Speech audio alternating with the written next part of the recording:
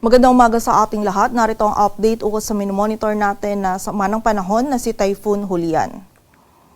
Kaninang alas 2 ng madaling araw, si Bagyong Julian ay bahagyang humina at downgraded na into a typhoon category at nananatili pa rin pong mabagal yung pagkilos nito dito sa karagatan southwest ng Taiwan. At huli nga po itong namataan sa laing 280 kilometers west-northwest ng Itbayat, Batanes. Taglay nito yung lakas ng hangin na 165 kilometers per hour malapit sa sentro at bugso ng hangin na umaabot sa 205 kilometers per hour.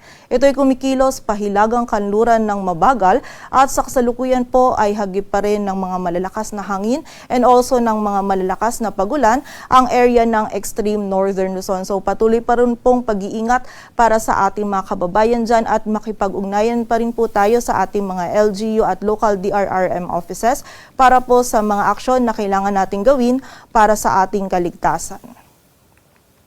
At ayon nga po dito sa ating latest forecast track analysis ay nagkaroon po ng significant change dito sa track forecast ni Bagyong Julian kung saan nakikita pa rin naman po natin na magre-recurve ito at kikilos pa northeastward or hilagang silangan kung saan nakikita nga po natin na papasok po muli ito ng ating area of responsibility at magla-landfall dito sa may southwestern coast ng Taiwan mamayang gabi or bukas ng madaling araw.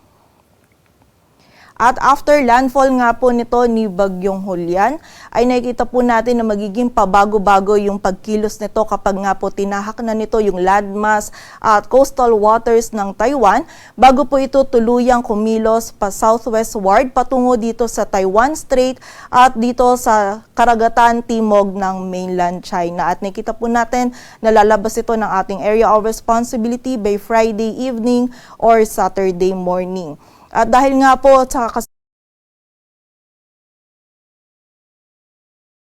kasalukuyan ay wala po tayong dominant weather system na nakakaapekto or nag-i-influence dito sa general motion or pagkilos ni Bagyong Julian, ay hindi pa rin po natin inaalis yung possibility na sa mga susunod po na ipapalabas natin na bulletin ay magkakaroon po ulit ng shift or pagbabago sa track forecast ni Bagyong Julian. So continuous monitoring pa rin po tayo at patuloy na magantabay sa updates na ipapalabas ng Pag-asa.